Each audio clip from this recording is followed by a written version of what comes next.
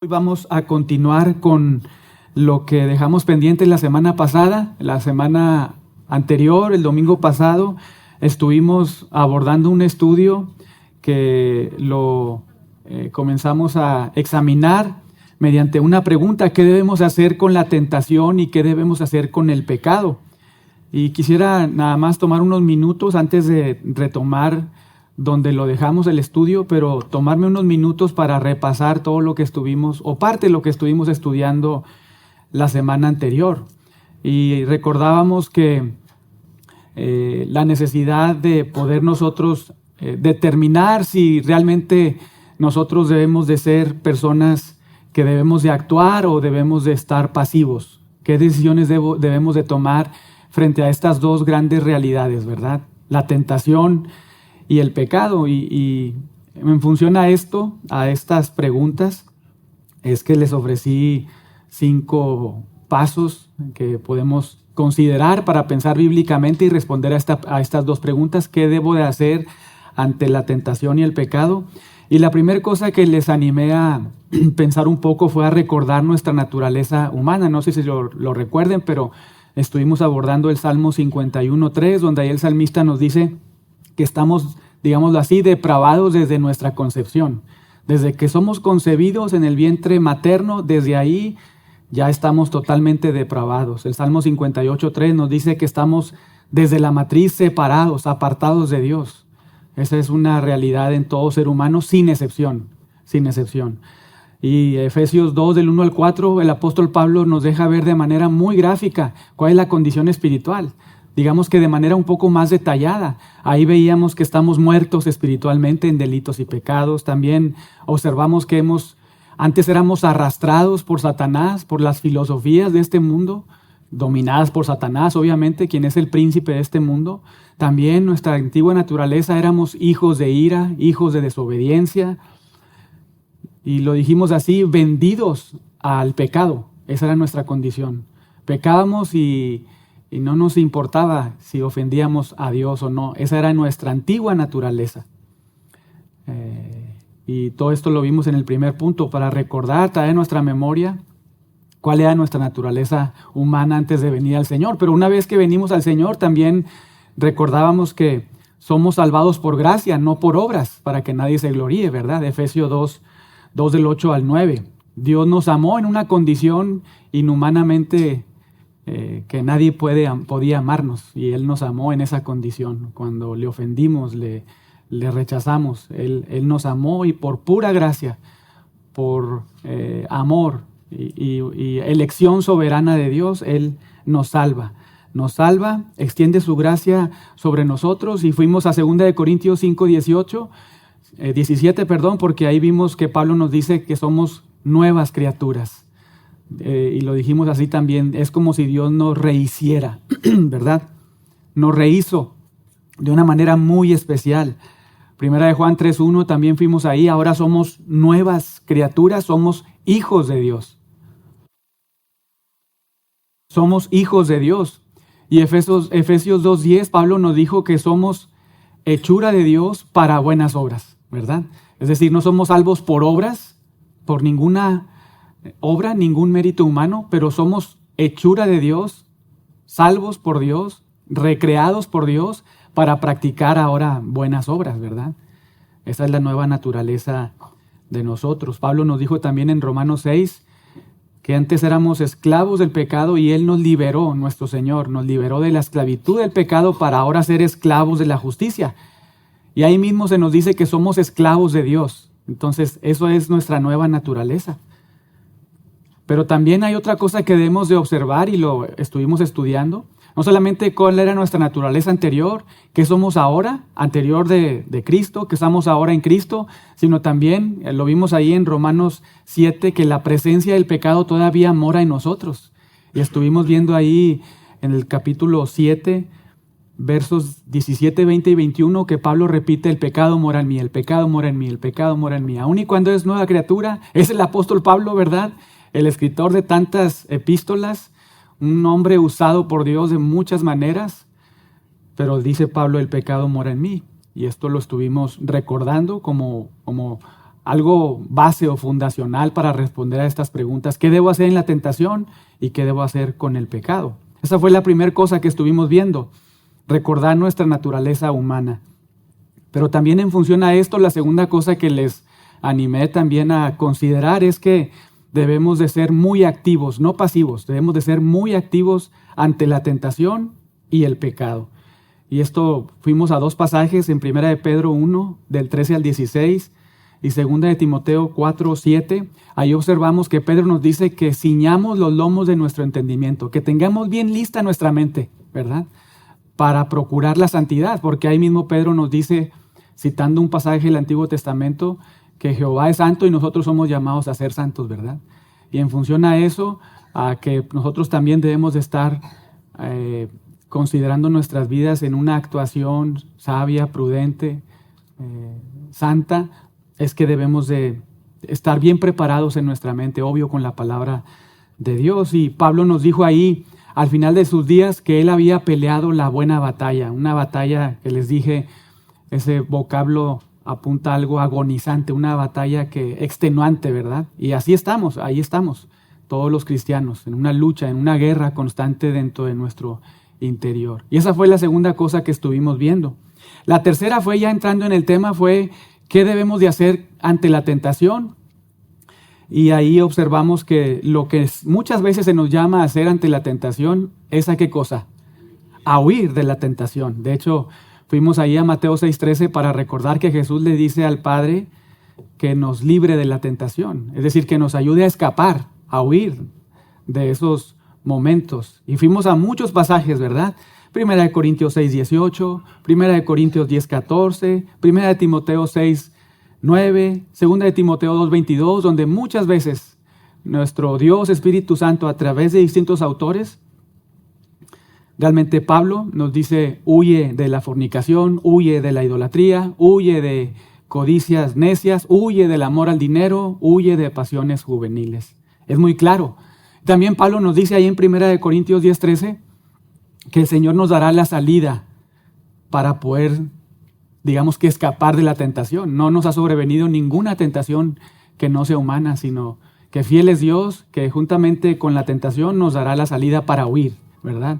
No somos llamados a pelear en la tentación, no somos llamados a estar ahí lidiando con la tentación, somos llamados a escapar, a huir, ¿verdad? A huir de esos momentos. Debemos de orar, de ser muy dependientes al Señor todos los días. Ayúdame a escapar de esos momentos, de esa tentación, falta de perdón, falta de amor, de envidias, celos, de cualquier pecado con el que tú estés batallando o estés luchando diariamente, a quien te estás enfrentando. Ayúdame a no mentir, a no robar, a terminar con estas relaciones que sé que son pecaminosas y me afectan a mi vida. Ayúdame a huir. Somos dependientes de Dios. Somos activos, pero somos muy dependientes del Señor.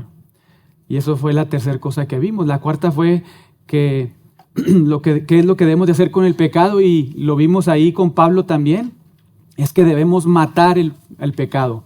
Debemos matarlo de hambre. Pablo nos dijo ahí en Romanos 13:14 que no proveamos a nuestro cuerpo pecaminoso. No le des de comer, porque tu cuerpo pecaminoso siempre va a querer pecado. Siempre va a querer comer, devorar el pecado. Esa es nuestra naturaleza. Recuerden, Pablo dice, el pecado mora en mí, el pecado mora en mí, el pecado mora en mí. Y porque todavía tengo un cuerpo de muerte pegado a mí, este cuerpo de muerte, esta presencia del pecado de este cuerpo va a querer comer eso, ¿verdad? Y somos llamados nosotros a no proveer pecado para este cuerpo. Pablo también nos dijo que no reine el pecado en nosotros, ¿verdad? No debe de reinar. Debemos de ponernos toda la armadura de Dios, Efesios 10, para estar firmes y resistir. Todo esto apuntando otra vez a elementos, un lenguaje de ser muy activos, pero incluso defensivos, ¿verdad? Somos llamados a ser defensivos. Hay una sola, digamos que, elemento en la armadura que es ofensiva, y es la palabra de Dios. Y no es para estar ahí dando hachazos, ¿verdad? O levantando la espada y haciendo cosas. No, es para estar trayendo a nuestra memoria la palabra de Dios. Y entonces cambiar nuestros pensamientos pecaminosos, desecharlos y poner en nuestra mente la palabra de Dios. Así es como estamos activos, permaneciendo firmes, resistiendo las acechanzas del diablo, porque no ignoramos sus maquinaciones, ¿verdad? Pero estamos ahí lidiando con esto, con la palabra de Dios. Somos llamados a matar el pecado, Colosenses 3, ¿verdad? No dándoles de comer a nuestra carne, pecado, Romanos 13, sino más bien alimentando nuestra vida con la palabra de Dios, Colosenses 3:16. No le des de comer por un lado a tu carne, que va a querer comer pecado, sino dale de comer a tu alma la palabra de Cristo. Y cambia tu mente y tu pensamiento para que entonces puedas practicar la palabra de Dios en tu vida. Si se fijan, no es nada difícil, ¿verdad? Ni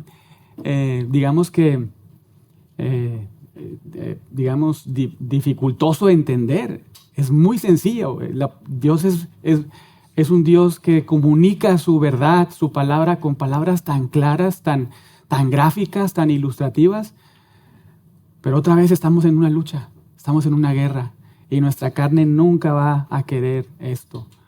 Pero Dios, a través de su palabra, nos anima, por medio de su Espíritu, trae convicción a nuestra vida, nos ilumina para nosotros atesorar su palabra y entonces ponerla en práctica. Entonces estuvimos viendo esas 4 cosas la semana pasada y hoy vamos a continuar con nuestro estudio.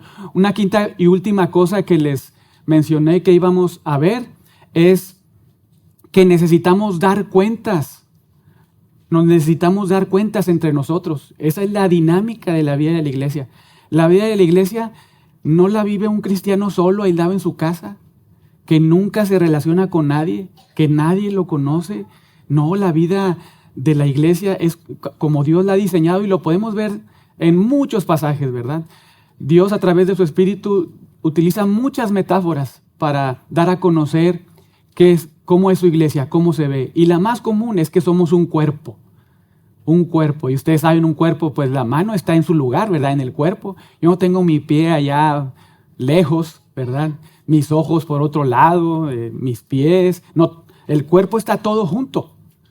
Y el cuerpo todo junto funciona. La cabeza, la mente, las manos, los pies, los dedos. Todo funciona perfectamente de manera integral, unida, ¿verdad? Y Dios, de manera muy sabia y muy sencilla, nos deja ver que esa es la dinámica que se debe de observar en la vida de la iglesia. Nos necesitamos, hermanos, y esto nos debemos de recordar siempre. Porque como seres humanos, incluso cuando pecamos, somos muy dados a aislarnos. Somos muy dados a no comunicarnos con las personas. Incluso en el ámbito matrimonial, los hombres somos muy poco comunicativos. Casi no hablamos. Ahí tiene la esposa que estar preguntando y esto y lo otro y cómo te fue y los hombres todos callados, bien, y sí, no. Pero incluso, o sea, los jóvenes, así somos, ¿verdad? Esa es nuestra naturaleza. Piensa en esto en función a la vieja naturaleza que todavía el pecado mora en ti, que no quiere tener relaciones. Piensa y examina tu corazón. ¿Por qué es que no has deseado y no te has involucrado en la vida de la iglesia como debes de involucrarte? ¿Por qué es que no has conseguido, porque debes hacerlo, tener hermanos maduros a tu alrededor? ¿Por qué? ¿Por orgullo? ¿Porque no quieres gastar tu tiempo? Pero ese no es el diseño de Dios para la vida de la iglesia. La vida de la iglesia es unión, un mismo pensamiento, orar unos por otros. Lo vimos con las mujeres, creo que aquí lo repasamos también alguna vez. ¿Cuál es ese ministerio de los unos para los otros? Muchas cosas que hacemos, ¿verdad? Y no es necesario tener un puesto específico en la iglesia o una posición en particular, ¿no? No es necesario. Hay mucho ministerio de los unos para con los otros que debemos todos estar practicando de manera muy intencional. Ese es el diseño de Dios para la iglesia. Por eso, el quinto y último paso en esta serie de ideas que les estoy dando para lidiar con la tentación y el pecado es este. Necesitamos darnos cuentas los unos con los otros. Piensa desde ahora, si eres joven, a otro joven más maduro que tú. O incluso a un matrimonio joven o alguien adulto, incluso ustedes matrimonios también, busquen a alguien más maduro que tú. No necesariamente tiene que tener más canas que tú, ¿verdad?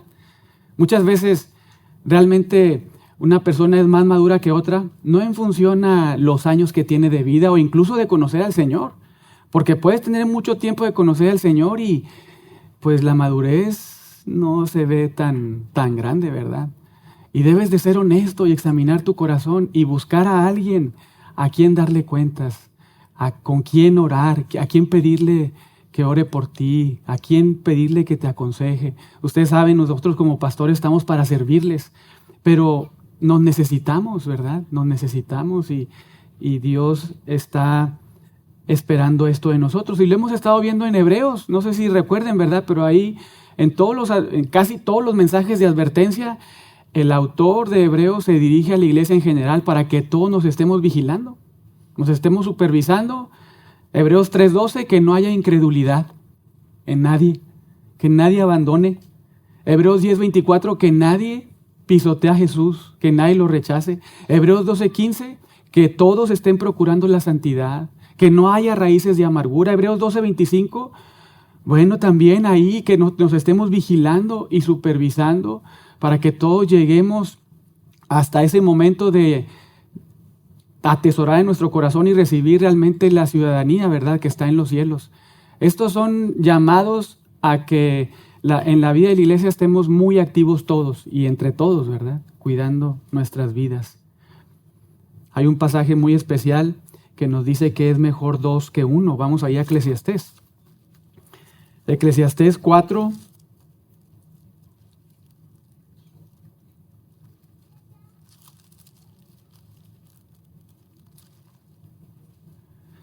Versos del 9 al 10.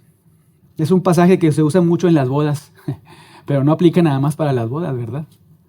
Es en general, en general. Eclesiastés 4, 9 y 10. Mejores son dos que uno, porque tienen mejor paga de su trabajo. Porque si cayeren, el uno levantará a su compañero. Pero ay del solo, que cuando cayere, ¿qué cosa? No habrá segundo que lo levante. Es muy importante tener a nuestro alrededor, una vez más, hermanos maduros que nos ayuden a lidiar con nuestro pecado, con nuestras luchas, que oren por mí, que vean por mi vida y yo también ver por ellos, ¿verdad? Nos necesitamos. Verso 11, también si dos durmieren juntos, se calentarán mutuamente, mas ¿cómo se calentará uno solo? Y si alguno prevaleciere contra uno, dos le resistirán, y cordón de 3 dobleces no se rompe pronto. Entonces, hermanos, en esta necesidad de estar lidiando en la tentación y con nuestro pecado, busca un hermano que te ayude a que le des cuentas de tu vida espiritual.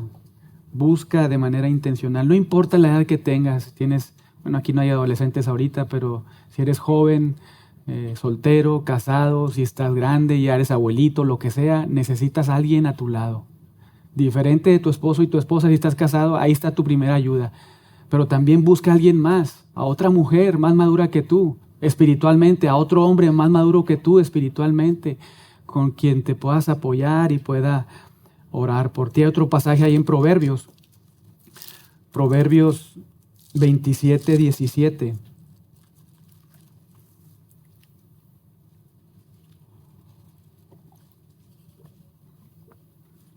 Vean qué importante y necesario es tener a nuestro alrededor, junto a nosotros, a personas que sean de edificación para nuestras vidas. Vean el 17. Hierro con hierro se aguza, y así el hombre aguza o afila el rostro de su amigo.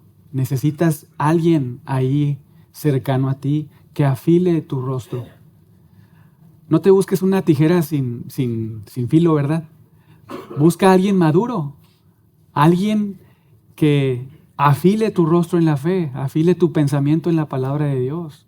Tus mejores amigos, no importa la edad otra vez, si eres joven, soltero, casado, abuelo, lo que sea, no importa. Necesitas a una persona a tu lado. No importa si tienes 1 año de conocer al Señor o 50 años en el Evangelio, necesitas a un amigo o una amiga cercana a ti, a quien darle cuentas.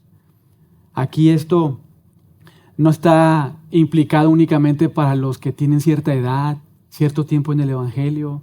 No, nos necesitamos, mientras estamos aquí en la tierra, caminando como cristianos, como cuerpo de Cristo, como iglesia de Cristo, necesitamos gente a nuestro alrededor.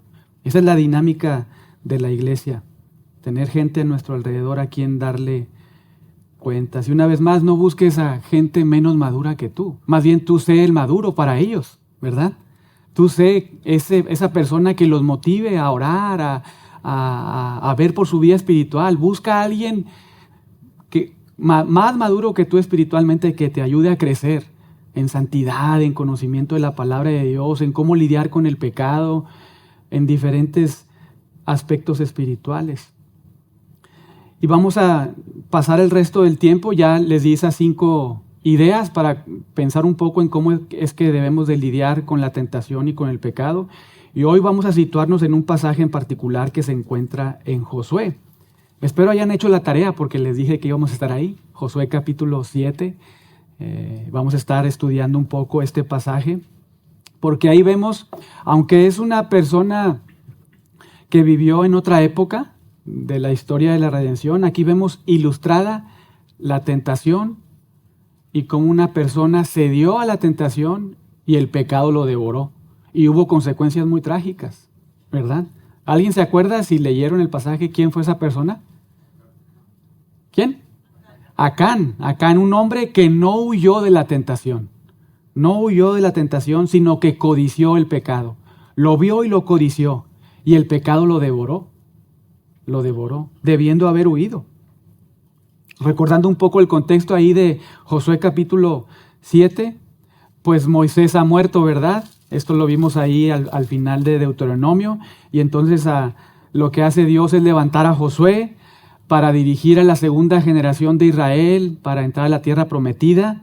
En el capítulo 1, ahí vemos que Dios levanta a Josué, le llama para entonces que él, digamos que tome el lugar de Moisés y entonces sea el líder quien lleve a la tierra prometida a esta segunda generación de Israel. Eso lo vemos en el capítulo 1. Luego en el capítulo 2 tenemos a Josué ya actuando como líder, ¿verdad? Y lo que hace es enviar espías, ¿a dónde? A Jericó, para reconocer la tierra y poseerla. Y en el capítulo 3 vemos que los israelitas en el capítulo 2 al final los espías regresan y entonces en el 3 Josué y todos los israelitas comienzan a caminar, a avanzar y entonces pasan ahí el Jordán en seco. Luego en el capítulo 5 de este libro de Josué, lo que hace el Señor es circuncidar a la segunda generación de Israel porque no habían sido circuncidados, ¿verdad? Esa generación crece en el polvo y entonces la primera generación ya no está, la segunda generación, antes de entrar a poseer la tierra, antes de entrar en guerra, pues Dios les circuncida a los hombres, haciéndoles notar, pareciera ser que aunque ellos son débiles, Él les va a dar la victoria, ¿verdad? Y claro, como señal del pacto ahí hace esto el Señor. Y entonces al final del capítulo 5, después de que el Señor les circuncida, les da una visión de nuestro Cristo preencarnado, donde el Señor les muestra de manera muy clara que Él les va a dar la victoria. Y eso sucede ahí en el capítulo 5 al final. Y entonces en el capítulo 6 tenemos esta victoria épica del pueblo de Israel, donde no meten las manos, ¿verdad? Por decirlo de alguna manera. No meten las manos para la guerra y el Señor les da la victoria de una manera sorprendente. Y entonces tenemos el capítulo 7 y aquí es donde vamos a ver algunos detalles. Y algo interesante que encontramos en los relatos del capítulo 7 y el capítulo 2, que es cuando Josué envía espías a Jericó, y acá en el capítulo 7 encontramos paralelismos que nos dejan ver varias cosas. Por ejemplo, en el capítulo 2, ahí vemos a Rahab. ¿Recuerdan Rahab? Rahab, una cananea que actuó en fe o sin fe. Con fe, ¿verdad? Dios le salva. Dios le salva. Rahab, una cananea que actúa con fe y como resultado se le promete ser liberada de la destrucción y Dios la salva. Dios la salva realmente. Se convierte en una israelita, ¿verdad? Una prosélita, no siendo israelita, siendo cananea. Mientras que acá en el capítulo 7, en Josué, tenemos a Acán el israelita, ¿Que actuó con fe o sin fe? Sin fe. De manera contrastante. Paralelismos, pero que nos ofrecen contrastes, ¿verdad? Acán, el israelita, que actúa sin fe y como resultado no fue liberado de ahí, de esa situación, sino destruido, ¿verdad? Es matado, lo vamos a ver más tarde. Es tratado como cananeo porque Dios había mandado matar a todos los cananeos. Y como resultado de su pecado, un israelita que no tiene fe, Dios le mata. Aunque creemos, pareciera ser que probablemente fue un arrepentimiento genuino el que tiene al final de sus días, pero tiene un resultado muy trágico. Es matado, ¿verdad? Hay unas consecuencias terribles a causa de su pecado. Pero vean las instrucciones que Dios le da a Josué. Antes de llegar al 7, las instrucciones que Dios le da a Josué y al pueblo antes de darle la victoria contra Jericó. Vean ahí capítulo 6, verso 17 al 19. Instrucciones que Dios le da a Josué y al pueblo antes de tomar la tierra ahí de Jericó. Dice, verso 17, Josué 6, 17, y será la ciudad anatema a Jehová. Es decir, dedicada totalmente a la destrucción. La ciudad será anatema a Jehová con todas las cosas que están en ella. Toda esta ciudad, todo este lugar, junto con todas las cosas que están ahí, van a ser totalmente destruidas. Van a ser dedicadas por Yahweh para la destrucción. Esa es la idea con esta palabra anatema. Pero vean, solamente Rahab, la ramera, vivirá con todos los que están en casa con ella, por cuanto escondió a los mensajeros que enviamos. Solo Rahab y su familia van a vivir. Todo lo demás va a morir. Se va a ser destruido. Verso 18. Pero vosotros guardaos del anatema. Ni toquéis, ni toméis alguna cosa del anatema. No sea que hagáis anatema el campamento de Israel y lo turbéis. Varias cosas. Guárdate, no toques, no tomes, no hagas anatema a Israel, no turbes a Israel. Varias cosas, ¿verdad? Que el pueblo de Israel, Josué y el pueblo de Israel debían escuchar y debían atender, debían considerar, porque es palabra del Señor, ¿verdad? Es palabra del Señor. Estas son palabras que vienen directamente de la boca de Dios, así como todo este libro, ¿verdad? Que tenemos nosotros, que Dios nos ha dejado por escrito, es que nos muestra su revelación completa. También esto es palabra de Dios, que el pueblo de Israel debía considerar. Otra vez, guárdate, no toques, no tomes, no hagan anatema a Israel, no turbes a Israel. Verso 19, mas toda la plata, el oro, utensilios de bronce y de hierro, sean consagrados a Jehová y entren en el tesoro de Jehová. Consagra para el Señor el oro, la plata, utensilios de bronce y de hierro. Todo eso que entre ahí al tesoro del Señor. Y entonces después de esto, en el 21 vemos que el Señor les da la victoria. Vean ahí, destruyeron a filo de espada. Después de que les da la victoria, todo lo que en la ciudad había, hombres y mujeres, jóvenes y viejos, hasta los bueyes, las ovejas y los asnos. Matan a todos, ¿verdad? Tal y como el Señor había dicho. Acaben con todo. Verso 22. Mas Josué dijo a los 2 hombres que habían reconocido la tierra: entrad en casa de la mujer ramera y haced salir de allí a la mujer y a todo lo que fuere suyo, como lo jurasteis. Y los espías entraron y sacaron a Rahab, a su padre, madre, hermanos, todo lo que era suyo, y también sacaron a toda su parentela y los pusieron fuera del campamento de Israel. Verso 24, consumieron con fuego la ciudad, todo lo que en ella había, solamente pusieron en el tesoro de Jehová la plata, el oro, los utensilios de bronce y del hierro. Consumen toda la ciudad con fuego, destruyen todo y ponen en los tesoros de Jehová lo que se les había dicho. Pero verso 25, Josué salva la vida de Rahab, la casa de su padre, todo lo que en ella tenía. Y vean el 27 cómo termina de manera muy linda, muy bella. Verso 27, estaba pues Jehová con Josué, y su nombre se divulgó por toda la tierra. Lindísimo final, ¿verdad? Final muy bello, muy bello. El Señor les da la victoria, ellos obedecen y están ahí disfrutando de la presencia del Señor y de cómo la fama de el Señor y del propio Josué se extiende, ¿verdad? No solamente Dios le promete a Josué en el capítulo 1 que Él va a estar con Josué como estuvo con Moisés y el pueblo le va a hacer caso, sino también ahora la fama del Señor y de Josué se difunde por todas partes. Impresionante. Muy lindo, bellísimo final. Pero luego vean cómo comienza el 7. Pero los hijos de Israel, un versículo después, ¿verdad?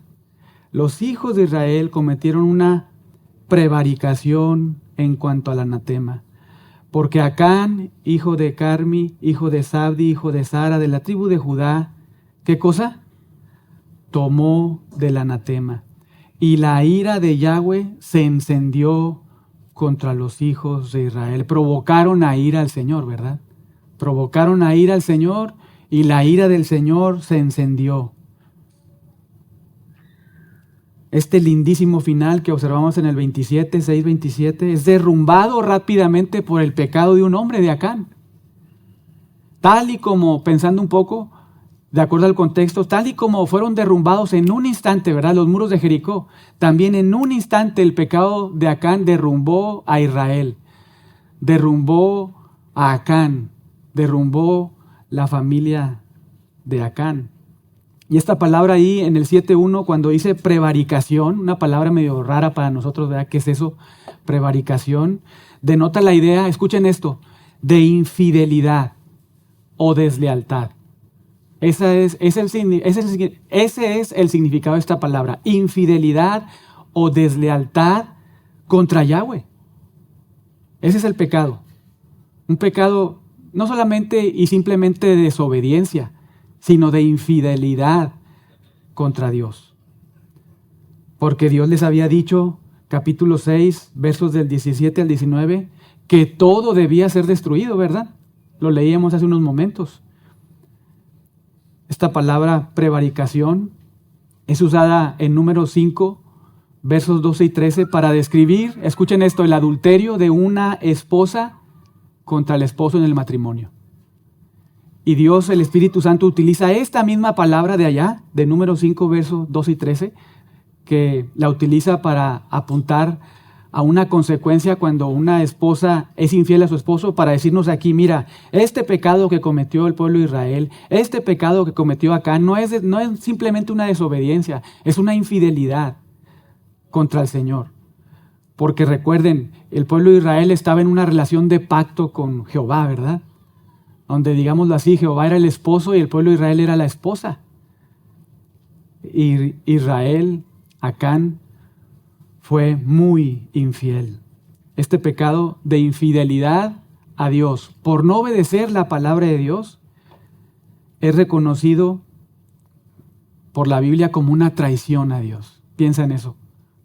Cualquier pecado que cometes, cualquier desviación tuya del consejo de Dios, cuando Dios te dice qué es lo que debes de hacer o no debes de hacer, lo que estás haciendo cuando pecas, cuando no obedeces en términos positivos o negativos a lo que Dios te dice que debes de hacer, no es una desobediencia simplemente, es una infidelidad contra tu esposo, contra Dios. Es una infidelidad, es un adulterio. Velo así, es un adulterio espiritual el que estás cometiendo contra Dios. Cualquier pecado que cometemos, hermanos, esto es serio. Esto es serio. No es simplemente una mentira, una falta de perdón, una falta de amor como debo de amar. No es simplemente cosas que pasan, no, es infidelidad delante de Dios. Así es como lo ve el Señor, una traición a Él, que es nuestro amado esposo. Esto es muy serio. Es por eso que cuando Acán toma estas cosas consagradas para la destrucción, la implicación no es otra vez que simplemente estaba desobedeciendo a Dios. En ese mandato, incluso 8º mandamiento ahí de Éxodo 20:15, no robarás. No era simplemente eso, era algo más. Estaba rompiendo la relación de pacto entre Dios y su persona. Incluso, y el pueblo de Israel estaba actuando infielmente. Así lo consideró Dios este pecado. Estaba, digamos que incumpliendo el primer mandato de Éxodo 20:3. No tendrás dioses ajenos delante de mí. Y el pecado de Acán trajo consecuencias no solo para su vida, sino también para Israel, lo vamos a ver ahorita, y para su familia. Vean cómo se nos cuenta esto ahí en el 2 y hasta el 12. Después Josué envió hombres desde Jericó a Jai, que estaba junto a Betabén, hacia el oriente de Betel, y les habló diciendo: subid y reconoced la tierra. Otra vez Josué envía espías, ¿verdad? Así como los envió allá a Jericó, ahora los vuelve a enviar acá para que espíen Jericó. En este caso, a Jai, y subieron y reconocieron a Jai, ¿verdad? Y luego el 3 dice: y volviendo a Josué estos espías le dicen: no suba todo el pueblo, sino suban como 2,000 o 3,000 hombres, y tomarán a Jai. No fatigues a todo el pueblo yendo allí, porque son pocos. Incluso estos espías actúan de manera muy diferente que los otros espías cuando fueron a Jericó, porque cuando ellos regresan, en el capítulo 2, verso 24, ellos dicen: Jehová.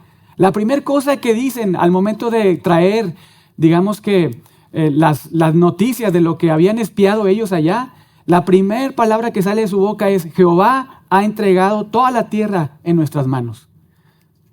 Pero acá estos espías dicen: no suba todo el pueblo. No se nombra al Señor ahí en sus labios, ¿verdad? Dan un consejo sabio, digamos que humano, ¿verdad? Un consejo muy humano, con su experiencia. No consideran a Jehová, no consideran al Señor, ni estos espías. Y vemos que no solamente era algo en Acán, ¿verdad? Estaba sucediendo algo con el pueblo ahí, se estaban apartando del Señor. Suban como de 2,000 o 3,000, cuando estos hombres, por lo que vemos ahí en el verso 25, eran 12,000 los de Jai. Y dicen los espías: suban 2,000 o 3,000, con eso es suficiente para vencer a este pueblo. Entonces dice el 4, subieron allá del pueblo como 3,000 hombres, los cuales huyeron delante de los de Jai. Y los de Jai mataron de ellos a unos 36 hombres, y los siguieron desde la puerta de Sebarim, y los derrotaron en la bajada, por lo cual el corazón del pueblo, ¿qué cosa, hermanos? Desfalleció. Y esto es muy interesante porque esta palabra, desfalleció, es la misma palabra que vemos allá en Josué 2:11, cuando se nos da a conocer que el pueblo de Jericó, el corazón había desfallecido, porque el pueblo de Jericó había escuchado que Yahweh estaba con el pueblo de Israel. Pero ahora no es los de Jericó los que desfallece su corazón. Ahora es el pueblo de Israel que como agua desfallece su corazón por lo que está pasando. Verso 6, entonces Josué rompió sus vestidos, se postró en tierra delante del arca del Señor hasta caer la tarde. Él y los ancianos de Israel echaron polvo sobre sus cabezas, y Josué dijo: Señor, Adonai, como el soberano, ¿verdad? Señor, Yahweh, el Dios de pactos. Señor, Yahweh, ¿por qué hiciste pasar a este pueblo del Jordán para entregarnos en las manos de los amorreos para que nos destruyan? Ojalá nos hubiéramos quedado al otro lado del Jordán. Señor, ¿qué diré ya que Israel ha vuelto la espalda delante de sus enemigos? Porque los cananeos y todos los moradores de la tierra oirán y nos rodearán y borrarán nuestro nombre sobre la tierra. Y entonces, ¿qué harás tú a tu grande nombre? Y Jehová dijo a Josué: levántate. ¿Por qué te postras así sobre tu rostro? Como si le dijera: aquí estoy. Siempre ha estado aquí, ¿verdad? Siempre he estado presente en este lugar. Así como cuando lo saqué de la tierra de Egipto, como cuando en todos estos años he estado con ustedes y les he guiado hasta este punto, aquí he estado yo. Ustedes son los que se han alejado. Ustedes son los que han sido infieles, ¿verdad? Esa es la idea. Aquí he estado yo. Vean el 11. Israel ha pecado. ¿Quién está diciendo esto? ¿Quién? Unos dicen Josué, otros. El Señor, ¿verdad? Dios. Vean el 10 otra vez. Jehová dijo a Josué: levántate, ¿por qué te postras así sobre tu rostro? Y está hablando el Señor todavía, Jehová. Verso 11. Israel ha pecado. Eso es lo que dice el Señor. Israel ha pecado. Y aún han quebrantado mi pacto que yo les mandé. Y también han tomado el anatema. Y hasta han hurtado, han mentido y lo han guardado entre sus enseres. Hermanos, nuestro Dios es omnisciente. Él es omnipresente. Está en todo lugar. A Él no se le escapa nada. Aun y cuando pensemos que algunas veces Dios no puede observar ciertas cosas, Dios está presente siempre. Y hay 6 cosas que Él acusa a Israel. Han pecado, han roto mi pacto, han tomado el anatema, han robado, han mentido y han guardado lo que han tomado. 6 cosas. Al Señor no se le pierde ni un solo detalle de nuestras vidas. Nada. Nada le es oculto. Y vean el verso 13 al 15 lo que Dios ordena. ¿Cómo es que se debe lidiar con el pecado? Este es el mismo Dios que tenemos hoy, hermanos. Ese es nuestro Dios. Versos del 13 al 15. Le dice a Josué, levántate, santifica al pueblo. Así como le dijo allá en el 3, levántate, ¿verdad? De mañana.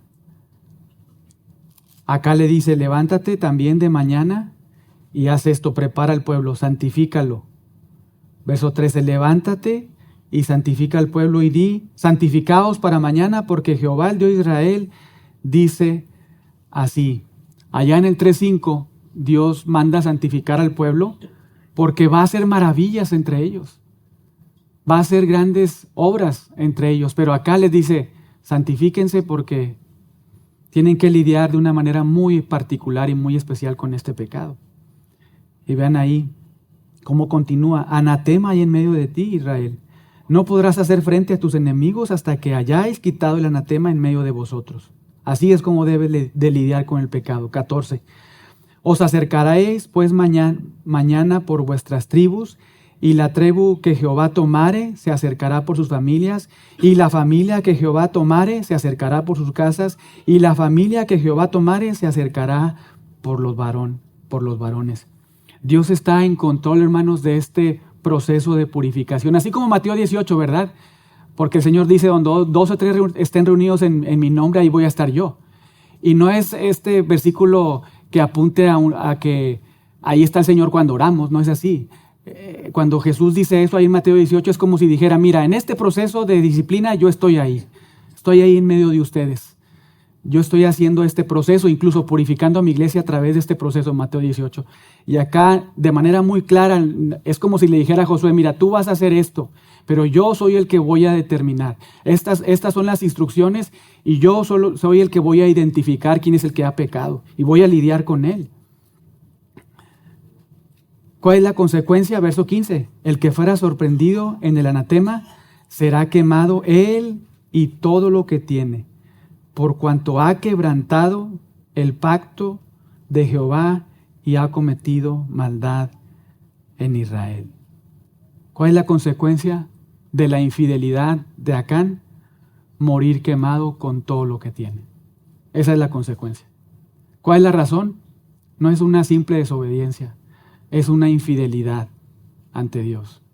Es que quebró el pacto con Jehová. Es 7:1, una prevaricación en contra del Señor. Y vean lo que sucede en los versos del 19 al 21, después de que el Señor descubre que fue Acán quien pecó. Versos del 19 al 21. Entonces Josué dijo a Acán, hijo mío, da gloria a Jehová, el Dios de Israel, y dale alabanza, y declárame ahora lo que has hecho, no me lo encubras. De manera muy afectuosa, muy afectiva, Josué se acerca a este hombre, ¿verdad? Y le llama hijo mío, como denotando que era uno muy cercano a Josué. Josué trata a Acán como, digamos, su discípulo, como su hijo, y siendo él como un padre, se acerca así a Acán y le da 4 órdenes a Acán. Vean ahí el 19. ¿Cuáles son las órdenes? Son 4 órdenes. Da gloria a Jehová es la primera.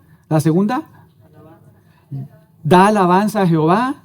Tercera, declara lo que has hecho. Y cuarta, no encubras lo que has hecho. Con esto aprendemos, hermanos, que cuando pecamos y confesamos nuestro pecado delante del Señor, glorificamos a Dios. Piensa en eso, que esto te aliente mucho, te motive mucho. Cuando pecas, rápido correr en arrepentimiento al Señor, pedirle perdón, porque de esa manera le estás dando gloria a su nombre. Estás dando alabanza al Señor, alabanza al Señor. Y recuerden que en el antiguo pacto el Señor llega a un punto en que les dice, ya no me ofrezcan animales, ¿verdad? Ya dejen de traerme becerros. Yo quiero obediencia, adoración, es lo que dice Yahweh. Y aquí lo vemos de manera muy clara, esta gran enseñanza. Cuando pecas que esto te anime a correr rápido, reconocer tu pecado, porque das gloria a Dios, alabas su nombre al declarar tu pecado y no encubrirlo. Y vean lo que sucede. Acán no duda ni un segundo. La narrativa es muy clara. Rápidamente Acán responde a Josué diciendo, ¿verdaderamente qué? Yo he pecado. Y esto es muy interesante, porque antes el Señor dijo algo, ¿verdad? El Señor dijo en el 11, Israel ha pecado. Y en el hebreo es la misma palabra que más tarde confiesa Acán. Y cuando es confrontado con su pecado, él no dice, ay, no me equivoqué, ¿verdad? O usa una palabra ahí medio curiosa, no. Así como Jehová dijo, Israel ha pecado, Acán es confrontado y dice, sí, yo he pecado. Esto es 1 Juan 1:9. Somos llamados a que si confesamos nuestros pecados, Él es fiel y justo para perdonarnos y limpiarnos de toda maldad. Es esa confesión como Dios la ve el pecado. Señor, yo he pecado, realmente. He hecho esto y me arrepiento. Cuando el Espíritu Santo trae convicción a tu vida, su palabra, la palabra de Dios trae a tu vida una convicción también en tu mente y tu corazón acerca de conductas, pecados, pensamientos, prácticas que estás llevando a cabo. Necesitamos nosotros confesar el pecado como Dios lo ve. Eso es lo que Dios espera y eso es lo que hizo este hombre. Por eso pensamos que pareciera ser que esta persona realmente se arrepintió genuinamente, porque cuando es confrontado y se le llama a dar gloria a Dios, a dar alabanza al Señor, declara su pecado, lo confiesa, ¿verdad? Confiesa su pecado y dice, yo he pecado. Sí, como dice el Señor, que pecó Israel, sí, yo estoy ahí, yo he pecado. Y vean, dice, contra Jehová, el Dios de Israel. Reconoce que Él ha sido infiel, que ha roto y quebrantado el pacto.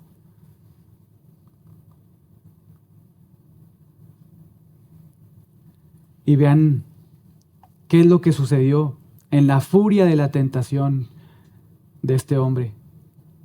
Lo que se enfrentó, dice, pues vi entre los despojos un manto babilónico muy bueno, es decir, un manto de Sinar que era muy hermoso, quizá muy valioso, ¿verdad? Vi entre los despojos un manto babilónico muy bueno, hermoso, valioso, 200 siclos de plata, un lingote de oro de peso de 50 siclos, lo cual codicié y tomé, y he aquí que está escondido bajo tierra en medio de mi tienda, y el dinero está debajo de ello. Fueron varias cosas las que hizo este hombre en la tentación. A ver si alguien las puede identificar. Son 4 cosas. Primero vio, ¿verdad? Y cuando vemos este vocablo vio, es que se quedó viendo, se quedó contemplando, se quedó cautivado por eso. Se quedó ahí viendo entre los despojos. ¿Y luego qué cosa? Después de eso, ¿qué otra cosa hizo? Codició. ¿Qué quiere decir eso? Lo deseó, porque no lo tenía, ¿verdad? No tenía en ese momento ese manto hermoso, ese dinero, mucho dinero, no lo tenía y lo codicia, ¿verdad? No está satisfecho, en pocas palabras, con lo que Dios le ha dado hasta ese momento. Codicia cosas. Lo codicia y entonces ¿qué hace? Lo toma. Y no solamente hace eso, sino termina haciendo otra cosa también. Lo esconde, ¿verdad? Casi lo que hizo Adán y Eva, ¿verdad? Ahí en Génesis 3, cuando ven del fruto, lo codician, Eva, y lo toma y se lo da a Adán, que siempre estuvo ahí, ¿verdad? Que debió ser la cabeza cuidando a su esposa, ¿verdad? Pero no, Eva ve el fruto, lo codicia, lo toma y peca. Y hay consecuencias, ¿verdad? Hay consecuencias tristes, porque vean cuáles son las consecuencias. Dice ahí, bueno, podemos seguir leyendo para ver que lo que confiesa este hombre es realmente una verdad. Verso 22, entonces Josué envía mensajeros, los cuales fueron corriendo a la tienda de Acán, ¿verdad? Y aquí estaba escondido en su tienda y el dinero debajo de ello. Y tomándolo en medio de la tienda lo traen a Josué, a todos los hijos de Israel y lo derraman, es la idea, lo ponen ahí delante del Señor. Aquí está el Señor, mira. Entonces Josué y todo Israel, verso 24, tomaron a Acán, hijo de Zera, el dinero, el manto, el lingote de oro, sus hijos, sus hijas, sus bueyes, asnos, ovejas, tienda, todo cuanto tenía, y lo llevaron al valle de Acor. Y le dijo Josué, ¿por qué nos has turbado? Túrbete Jehová en este día. Y todos los israelitas los apedrearon y los quemaron después de apedrearlos. Y levantaron sobre él un gran montón de piedras que permanece hasta hoy. Así como más tarde, en el 8:29, Dios mata al rey de Jai, ¿verdad? Y pone ahí un gran montón de piedras que permanece hasta hoy. Nos dice el autor, de la misma manera sucede con este hombre. Estas son las consecuencias hasta donde pueden llegar un pecado, ¿verdad? Gracias a Dios que los que somos hijos de Dios podemos confiar en que no hay ninguna condenación, ¿verdad? Para los que están en Cristo Jesús. Podemos disfrutar de un perdón absoluto por todos nuestros pecados, pasados, presentes y futuros. Esa es la alegría, el gozo, la seguridad de nuestra salvación, ¿verdad? Que porque realmente nos hemos arrepentido genuinamente de nuestros pecados y verdaderamente hemos depositado nuestra fe exclusiva en Jesús para salvación, sin añadir ningún mérito o obra humana, sino creemos en Él, en que Él vivió perfectamente, igualando la santidad de Dios y poniéndola a nuestro favor y recibiendo en intercambio nuestra culpa, nuestra pena, nuestros pecados, fuimos declarados justos. Y ese estatus judicial no cambia para un hijo de Dios. No cambia, somos justificados para siempre. Aunque muchas veces lo hemos visto ahí en Hebreos 12, ¿verdad? El Señor nos disciplina de manera amorosa para poder nosotros lidiar con el pecado, para que seamos formados cada vez más a la imagen de Cristo. Pero aquí, hermanos, aprendemos cómo es que debemos de lidiar con la tentación. Debemos de huir de cualquier pensamiento, de cualquier sentimiento, de cualquier cosa, ¿verdad? Que nos lleve o nos esté tomando o dirigiendo a abandonar a Dios y a su palabra, porque cuando hacemos eso, vean lo que estamos realmente, lo que está pasando en nuestras vidas, estamos siendo infieles a Dios y Dios toma ese pecado como algo muy serio, como una infidelidad, como un adulterio espiritual. Y esto debe animarnos a luchar con nuestro pecado, a abandonar cualquier práctica pecaminosa, sea cual fuera, ¿verdad? A no estar como jugando con la tentación, no ir a lugares con personas, situaciones donde sabemos que ahí vamos a ser tentados, sino correr de esos lugares, tomar decisiones radicales. Lo veíamos también el domingo pasado, cuando Jesús dice, saca tu ojo si te es ocasión de pecar, córtate una mano. No lo vamos a hacer físicamente, lo dijimos, ¿verdad? Pero sí vamos a tomar decisiones radicales para lidiar con la tentación y con el pecado. Porque la tentación, también lo dijimos, no necesariamente es un pecado. Somos tentados, Santiago nos dice, por nuestra propia concupiscencia. Otra vez, por eso comenzamos sentando las bases, ¿verdad? Para saber cómo es que debemos lidiar con la tentación y el pecado, debemos de recordar nuestra naturaleza antes de venir al Señor, ahora que venimos al Señor, y qué es lo que debemos de estar haciendo como segunda cosa. ¿Debo de ser activo, pasivo, dependiente de Dios o no dependiente de Dios? Y entonces tener en mi mente, en mi corazón, que debo de huir de la tentación, debo de matar mi pecado, a no darle de comer ni proveer a mi carne, sino alimentar mi vida, mi mente y mi corazón con la palabra de Dios para poder practicar buenas obras, ¿verdad?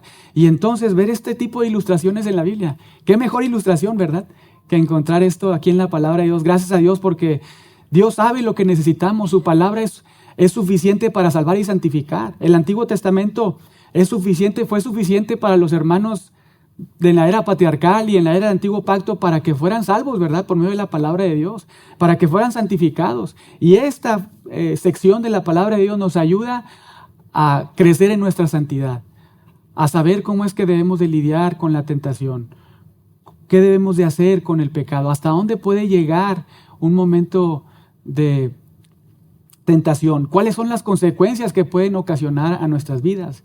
Dios, como Padre amoroso, si es necesario, Lo vemos ahí en 1 Corintios 11. Va a cuidar nuestras vidas, de tal forma que si es necesario nos va a matar físicamente para que no abandonemos la fe.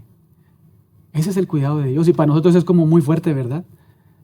Pero ese es el cuidado que Dios tiene, porque ahí algunos estaban pecando y Dios les mata. Incluso lo vemos ahí en Hechos 5 también, ¿verdad? A un matrimonio que también el Señor los mata por ocultar cosas. Dios sigue siendo un Dios santo, sigue siendo un Dios que exige santidad para su pueblo, sigue viendo el pecado como rebelión contra Él, como infidelidad contra su pacto, contra la relación que tenemos con Él como esposo y nosotros como esposa. Entonces todo esto espero les anime mucho y les equipe, les edifique para que ustedes, todos nosotros en esta iglesia local podamos lidiar con la tentación y también luchar con el pecado y con nuestra carne. Pero ya saben, cualquier duda o pregunta estamos ahí para servirles. Y hermanos, quiero terminar con algo que ya dije, ¿verdad? Simplemente, si estás practicando un pecado, que sabes que estás ahí, ¿verdad? Eres un hijo de Dios, no todo está perdido. Hoy puedes venir al Señor, a su trono, arrepentirte de tu pecado, confesarlo como Él lo ve. Señor, sí, mira, he pecado de esta manera. Gracias porque me has hecho entender que esto que estoy pensando, diciendo, haciendo es un pecado y me arrepiento. Lo confieso como tú lo confiesas, como tú lo has declarado en tu palabra. Perdóname, ayúdame a no volver a caer ahí, a huir de la tentación. Ayúdame a memorizar tu palabra, a recordarla en todo momento. Porque Dios es un Dios de gracia, ¿verdad? Dispuesto a perdonar, dispuesto a limpiar, dispuesto a instruir, a dirigir. Ese es nuestro Dios, un Dios de misericordia, de bondad, de amor. Y si no has venido a la fe, probablemente si continúas con tu pecado, si no sigues de no arrepentido de tu pecado, tu final no solamente va a ser una muerte física, sino estar lidiando todos los días por toda la eternidad en el lago de fuego. Oremos.